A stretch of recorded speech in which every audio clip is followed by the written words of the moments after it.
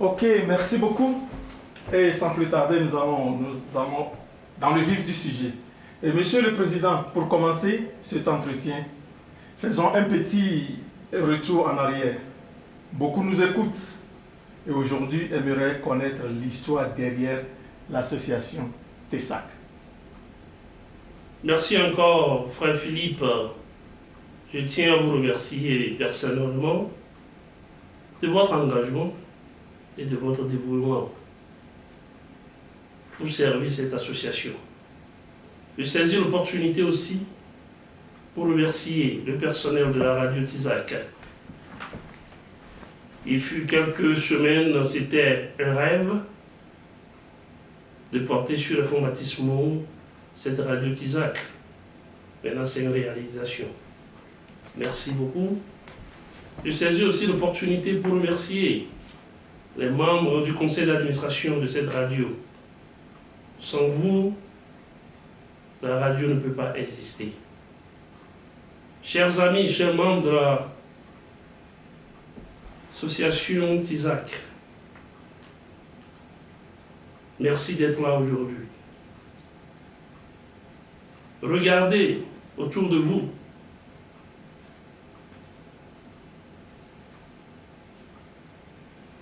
C'est la force de notre collectif que vous voyez.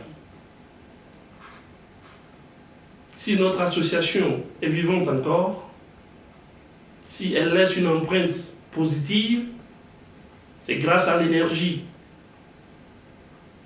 au temps et au cœur que chaque membre donne chaque jour. Donc je tiens à vous remercier. Monsieur Philippe, pour revenir à votre question, je portais en moi cette idée de la création d'une association. Et comme vous le savez bien, pour porter une association sur les fonds baptismaux, il faut un noyau. Et nous étions au début des années 2024. J'étais allé voir M. Lolo Tisseglo, qui est aujourd'hui un des membres fondateurs de notre association. Ensemble, on a cogité sur l'idée d'une association togolaise ici à Denver et surtout qui seront ces Togolais et Togolaises pour nous accompagner, pour porter sur les fonds baptismaux cette association, surtout le noyau. À un moment donné, on s'était dit, on ira vers les Togolaises et Togolais avec qui nous partageons déjà certaines valeurs associatives au sein de EV Association au Colorado. Je rappelle que EV Association au Colorado, c'est une association qui vit ici aux États-Unis, spécialement à Denver, plus de 20 ans. Oui. Et certains Togolais, je dirais, bon, les EV de Volta Redine, les EV du Togo, les EV de Bénin. C'est ça la composition de l'association. Et je fais partie. En ce moment, nous étions au nombre de 12 dans l'association de EV Association au Colorado. J'ai essayé de contacter tous les Togolais, Togolaises qui faisaient partie de l'association en ce moment. Mais malheureusement, 2 d'entre eux n'étaient pas joignables. On a commencé à 10, on a jugé de créer une plateforme de travail. Et chemin faisant, on était devenus 9 membres pour porter l'idée. Pour tester l'engagement et commencer un travail de brainstorming, on a convoqué une réunion en février 2024. Sur les 9, 7 ont répondu à l'appel. Et on faisait les tours de table pour définir nos objectifs, le nom qu'il faut donner à l'association et d'autres paramètres qui sont nécessaires pour la création d'une association, surtout aux États-Unis. Vu le temps, on s'était dit on ne peut pas finir ce travail en une séance. Donc, on a jugé de créer un groupe qui fera un travail de fond pour écrire l'ébauche de notre constitution. Un groupe de 4 personnes. Il y avait Sista Akou, Sista Angèle, M. Lolo et moi-même. Donc on a créé une plateforme pour le sous-groupe.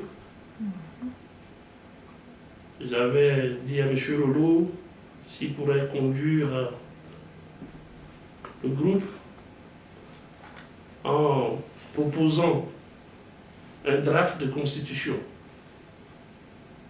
Et il m'a passé la main de le faire. J'ai proposé un draft. Ensemble dans le groupe, on a fait des corrections. Et en mars, un mois après, en mars 2024, on s'était réunis.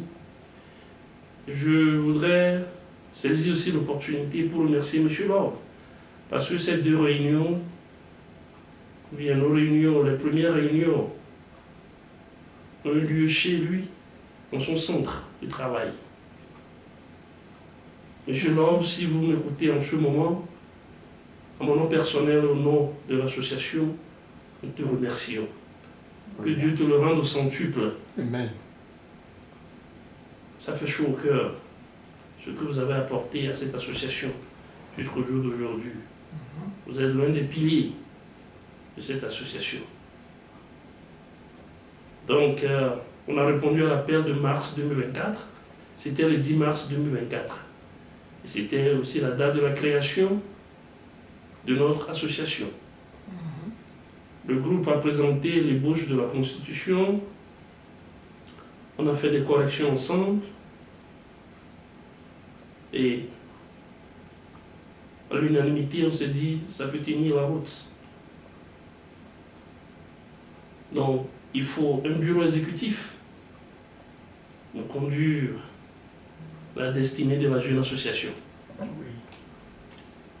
J'avais proposé Sista Akou pour être la présidente de l'association.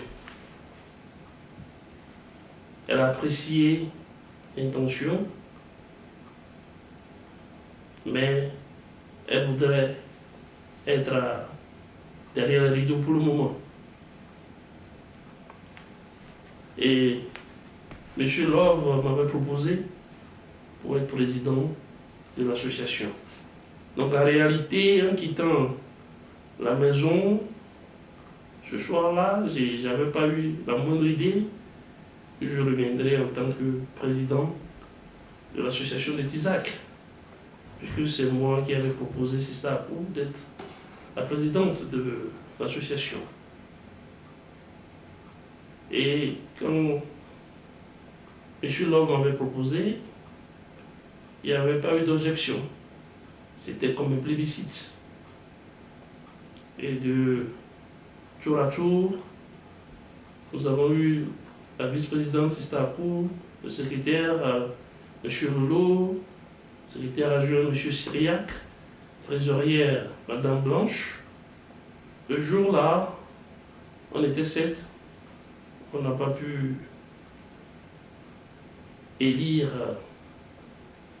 une trésorière adjointe. Je dirais que c'est la séance qui a suivi que M. Lolo avait proposé Madame Justine qu'elle devienne trésorière adjointe. Donc, à partir de cette date du 10 mars 2024, l'association a été portée sur les fonds baptismaux. Voilà, un peu. C'est un peu le canevas. Ok, merci beaucoup, monsieur Daniel. Et pourquoi Tessac? Quelles sont la vision la mission et les objectifs fondamentaux qui guident vos actions au quotidien. Merci beaucoup. Comme je le disais, il y avait eu des séances de travail. Et ce que je peux retenir, c'est que au finish, les membres fondateurs étaient d'accord sur certaines idées. Rassembler les Togolais de la communauté de Colorado, vivre ensemble, être des acteurs au développement de notre pays, le Togo, tout en gardant notre ligne apolitique. Développer ou bien promouvoir les cultures, nos cultures, du nord au sud. Et aussi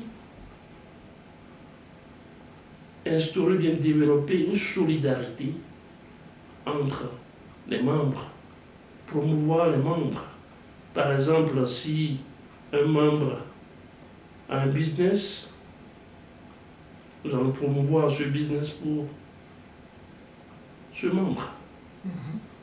Je vais donner un exemple. Quand vous voyez les Asiatiques, ils s'entraident. Tout à fait. Les clients fidèles des stores des Asiatiques, ce sont les Asiatiques. Tout à fait. Donc, de l'expérience des autres, on s'instruit. On voudrait mettre sur place ces fondamentaux. Ok.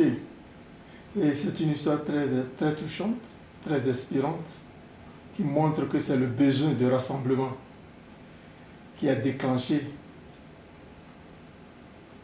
cet engagement qui vous anime et continue par vous animer. Tout à fait. Et bâtir une organisation demande du temps, de la patience et surtout de la résilience.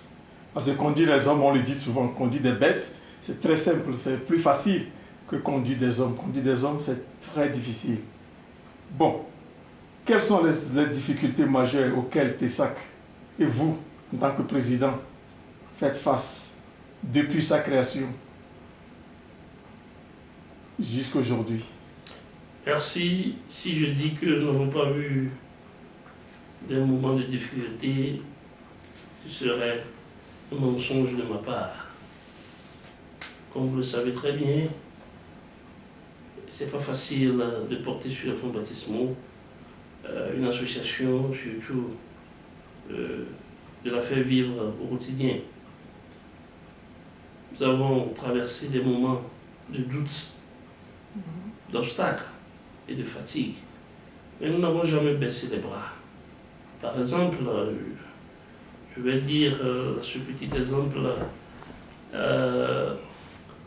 quand on avait commencé sur le papier 9 membres fondateurs. Mais dans nos réunions, des fois, c'est 5, 4, 7. Et un jour, M. Love m'avait approché et il m'a dit Amenez, Ah oui, ça dit que le doute s'installe déjà. Voilà. Oui, notre attente, c'est que les gens viendront se griffer et il y aura une influence. Mais les premières heures, c'était pas ça. Donc on a pensé à une stratégie de donner la visibilité à notre association. D'où l'organisation du premier pique-nique de l'association. C'était dans un petit parc. Et c'était l'occasion pour vous, Monsieur Philippe, et votre femme, et certaines personnes comme Tata Aimé et autres, Tata Annie, c'est bien vrai, étaient là et vous avez décidé de se joindre à nous. Je crois qu'avant le pique-nique, notre nombre a augmenté un peu vers 11. Et c'était ça. Donc on a fait face à certains obstacles, mais comme je le dis, on n'a pas baissé les bras. Comme vous le saviez, on avait des idées grandes pour être des acteurs de développement de notre pays, comme je le disais. Et vous savez, pour une guerre, le nerf de toute guerre, c'est l'argent. Ah, tout à fait. Pour faire des projets, il faut l'argent. Donc, au cours d'une réunion, j'avais proposé qu'on fasse ce que nous appelons un objet pari, en vendant des tickets. L'entrée sera cautionnée, bien, on doit donner un ticket, on doit vendre le ticket, les gens doivent présenter le ticket avant de rentrer. Donc, je crois que c'était à $50. Oui. Et je saisis l'opportunité ici pour remercier de vive voix M. Philippe qui est devant moi aujourd'hui, parce que vous étiez à l'association en ce moment, ça faisait 2-3 mois. Mais votre participation, vous étiez le DJ de NOBIEPAD et de cet event. Vous avez apporté tous les équipements free of charge. Je tiens à vous remercier. Et pour le 10 ans du ticket, je me rappelais, je venais ici de temps souvent pour qu'on puisse travailler, et je saisis aussi l'opportunité pour que ceux qui ne le savent pas, de remercier votre belle-mère. Parce que au moment de NOBIEPAD, c'était en janvier, il faisait froid. Elle nous a aidé beaucoup pour faire les brochettes. C'est bien sous vrai. le foie. Oui, c'est bien vrai. Elle n'était pas membre, elle n'est pas membre encore, mais elle a bien voulu nous assister, nous apporter son soutien. Et elle était là le jour, là, la nuit. Donc je tiens à remercier votre belle-mère. Donc on a organisé le NOBIEPAD. Et je disais que c'est pas facile. C'était un pari risqué. Parce qu'on pouvait perdre. Tout à fait. Et c'est encore l'occasion de remercier une fois encore M. Love. Si vous vous souvenez, Philippe, c'était, toi et moi, nous étions en train de chercher les lieux pour organiser le NOBIEPAD. Oui. Ça coûtait dans les environs de $2000. Et on se disait, bon, est-ce qu'on peut organiser cet événement? Et au cours d'une réunion, M. Love a dit, arrêtez. Vous avez besoin d'un lieu, d'une salle. Est-ce que cette salle vous va? On dit, ben, ça nous va déjà. Et M. Love nous a accordé la salle free of charge. $0. M. Love, une fois encore, merci. Je saisis aussi l'opportunité pour remercier une fois encore Philippe et votre beau-frère, M. Eli, qui était avec vous ce jour-là, filmait les choses. Je remercie aussi les bonnes dames qui ont apporté la nourriture free of charge. Je remercie Tata Aimé qui, par sa dextérité, nous a fait une belle décoration free of charge. Tout ça a réduit nos dépenses pour pouvoir maximiser sur le profit. Tout à fait. Donc, on a eu un profit, je dirais, tout autour de $1400. Et avant l'organisation de l'événement, c'était dit, c'est pour octroyer des bourses de mérite à nos petits frères, petites sœurs qui sont au Togo, dans toutes les régions du Togo. Je dis bien dans toutes les régions du Togo. Et je remercie tous les membres qui nous ont aidés à honorer nos engagements. Parce que, effectivement, après cet event, on n'a pas touché à un seul dollar du profit. Tout le profit est reversé dans l'obtention du bourse de mérite. Merci beaucoup.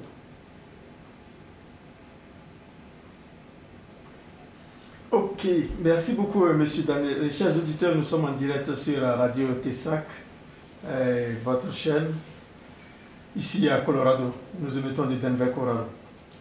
Ok, Monsieur le Président, Monsieur Daniel, malgré ce défi, le chemin parcouru est impressionnant et la communauté en récolte les fruits déjà d'une manière ou d'une autre. Ma question suivante était de vous demander si vous avez connu des difficultés ou des réussites, mais dois-je considérer ce que vous venez de nous dire comme une belle réussite ou bien vous avez d'autres réussites que vous voulez nous mentionner ici dans cette interview? Oui, il y a eu des réussites, je dirais, quand on a célébré notre premier anniversaire au Pâques. Oui. Et pourquoi je dis ce sont des réussites? Parce que ce jour-là, on a enregistré deux adhérents. Et aussi, on a mis sur pied une stratégie qui aujourd'hui porte ses fruits. C'est-à-dire aller vers les associations sœurs qui sont déjà à Denver et Aurora. Notamment l'association des Béninois et l'association des Congolais. On ne va pas rester sur les deux, on va étendre la liste. Mais déjà, on voit que à chaque fois que ces associations vont faire certains événements majeurs, elles nous invitent. Ah oui. Donc c'est une preuve de visibilité. Et aussi, on a connu des moments d'avancement. Et aujourd'hui, si on parle sur cette radio, c'était un rêve. Et je me rappelais très bien, M. Philippe, sur notre plateforme de WhatsApp, je faisais une blague, la radio Tisac FM, et où se trouve le siège et tout ça là. Mais à un moment donné, je me suis dit, bon, pourquoi ne pas se lancer? Qu'est-ce que ça va donner? On ne perd rien. Qui ne risque rien n'a rien. Tout à fait. Et la chance finit par sourire aux audacieux.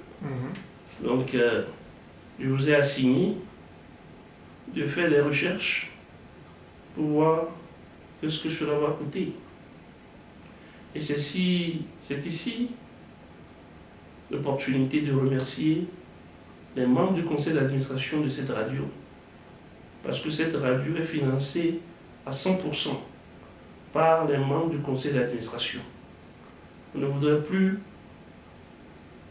mettre un autre financial load sur l'association. Donc, on a trouvé une formule pour l'existence de cette radio. Sur le plan personnel, certes, il y a des critiques, mais je fais avec. C'est du fair play pour pouvoir avancer. Ah oui. Ok, merci beaucoup, monsieur Daniel. Et vous êtes toujours sur la radio Tessac, vous êtes en direct avec monsieur Daniel Nkuka, le président de Tessac, Togolese Employment and Solidarity Association of Colorado. On voit bien, monsieur le président, le travail accompli, mais tournons-nous maintenant vers l'avenir. Le programme s'annonce bien riche. Quels sont les objectifs prioritaires et les objectifs clés de Tessac pour les prochains mois? Merci beaucoup de m'avoir donné l'opportunité pour s'exprimer sur ce sujet. Je rappelle que je suis dans mon deuxième mandat et le dernier. Donc, nous avons, selon notre constitution, nous avons un mandat de 2 ans. Le bureau exécutif a un mandat de 2 ans. Donc, de 2024 à 2026, lors de notre premier mandat, comme disent les Anglais, nous avons pratiqué une stratégie de baby step. Nous n'avons pas fixé beaucoup de défis devant nous. Nous avons dit la visibilité et maintenir notre association. Et on a réussi. J'avais donné l'exemple des associations sœurs. Oui. Pour notre deuxième mandat, on a fait une élection que je n'ai jamais vue. Parce que dans beaucoup d'associations, l'élection se fait par rapport à l'affinité, par rapport à la tête de ceux qui se présentent. Mais nous avons décidé de faire une élection, on a créé une commission électorale indépendante que M. Philippe et Mme Michel conduisent. Et le feedback que j'ai reçu jusqu'au jour d'aujourd'hui, c'est bien réussi. On a fait une élection, les gens ont voté par rapport au programme. Je me rappelle. Donc, j'ai eu cette opportunité de présenter le programme. Et dans les grandes lignes de ce programme, on voudrait montrer au public qu'on est une association structurée et organisée. Donc, il nous faut une uniforme. Des fois, quand nous faisons nos sorties, on doit être en uniforme. Ça dit beaucoup sur l'association. Dieu merci, on a mis ça derrière nous parce que on a aujourd'hui l'uniforme. L'association est dotée d'une uniforme. Et c'est grâce à l'énergie, aux efforts de tous les membres. Je voudrais souligner aussi qu'on veut doter cette association d'un statut d'ONG pour pouvoir étendre nos champs d'activité et aussi se faire connaître ici à Colorado, participer au développement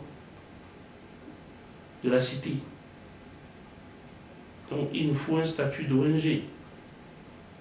Et si Dieu le permet, d'ici la fin de ce mois, on va introduire la demande. Et avant la fin de cette année, on l'aura. Merci beaucoup, Monsieur le Président. Et aussi, comme je le disais, on a su qu'il y a beaucoup de Togolais qui sont à Greeley, qui sont à Colorado Springs. Et ils ont soif de se rassembler. Et selon les rumeurs qui me viennent, les Togolais de Greeley de se joindre à nous et penser à la création d'une section, un chapter, à Greeley, parce que nos amis béninois ont cette structure. Ils ont un chapter, une section à Greeley, une section à Denver et une section à Colorado Springs. Donc, on peut s'instruire Tout à fait. Aussi, nous voudrions que nos membres puissent bénéficier de l'assurance vie. Et pour ce faire, on doit avoir une ONG pour pouvoir enregistrer nos membres, obtenir une assurance vie. Pourquoi une assurance vie? On a fait un constat amer dans la communauté, surtout togolaise, quand il y a des événements malheureux, des décès de nos compatriotes. C'est en ce moment qu'on ouvre des cagnottes et taper des portes de bouche à oreille pour pouvoir collecter l'argent nécessaire pour les enterrements. C'est pas faux, ça c'est bien vrai. Mais on s'était dit, bon, regardons un peu autour de nous. Nous vivons dans un pays. Que font les autochtones, les Américains? Ils ont des structures d'assurance vie. Donc c'est cela qui nous pousse à y penser. Pour nos membres, avoir une assurance vie. Au moins dans les premières heures,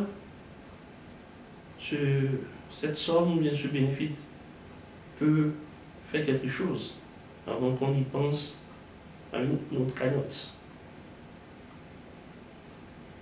Donc ça faisait partie de votre programme.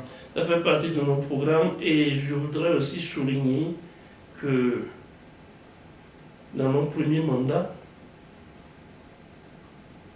je veux remercier tous les membres du bureau de ce premier mandat parce que on a fait un travail, surtout qu'on a octroyé des bourses de mérite à 7 étudiants au lycée public dans toutes les régions du Togo. Je dis bien dans toutes les régions du Togo. Ce n'était pas facile pour les critères, mais on est arrivé. Et je dis chapeau, bravo à tous les membres et surtout les membres du bureau de notre premier mandat. Ok, merci beaucoup. Et comme vous pouvez le constater, chers auditeurs, merci aux membres du bureau du premier mandat, disait le président et M. Daniel Nkoka. Et M. Daniel, l'union fait la force. Moi, souvent on le dit, et moi je fais la blague en disant l'union fait la force, mais la force de qui? Mais l'union fait la force, on le dit souvent. Surtout, on a besoin de cette union ici dans la diaspora. Et vous avez énuméré quelques difficultés, mais ma question demeure toujours peut-être inchangée, et c'est la suivante. Comment envisagez-vous les relations et les partenariats futurs entre TESAC et d'autres organisations, et surtout associations ici, à Colorado? Oui, on a commencé le travail déjà, on a fait, je dirais, un projet pilote avec 2 associations, celle des Béninois et du Congo démocratique. On va maintenant étendre ce projet pilote à d'autres associations qui sont enracinées ici à Denver. Je sais qu'il y a l'association des frères et sœurs camerounais. Et il y a d'autres associations, c'est sûr au niveau du Sénégal. Donc on ira dans ce sens. Mais je voudrais saisir l'opportunité pour demander la détermination, l'engagement des membres de TISAC. Parce que quand nous invitons ces associations sœurs à nos événements, la dernière fois, les Congolais étaient venus en nombre. Oui. Mais quand les Congolais nous ont invités, on n'était pas sortis comme il faut. Je comprends, c'est un pays où tout le monde est busy, occupé. Mais faisons des efforts pour que nous puissions tous montrer notre détermination, notre engagement. Et aussi, je porte en moi un autre projet, parce que il y a d'autres associations togolaises dans les autres États.